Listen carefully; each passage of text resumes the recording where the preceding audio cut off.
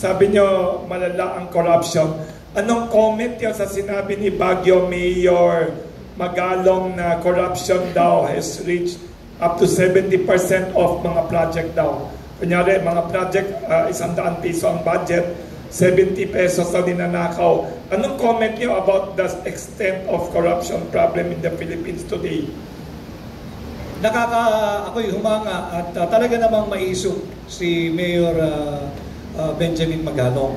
And yung revelation niyang yan, exactly again, putting my proposition as Exhibit A. That's why we have to work together, magsama-sama tayo so that we can put up an efficient, effective, and credible opposition. Look, very, very telling yung revelation ni Mayor Benji Magalong. 70% ng infra budget ay nauuwi sa korupsyon, 30% na lang ang for implementation, kasama na yung kita ng mga kontratista.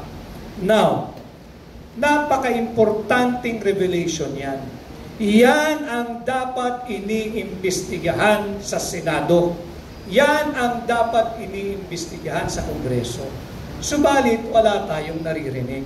Subalit, parang bingi sila doon sa revelation at pagbubunyag ni Mayor Magalong.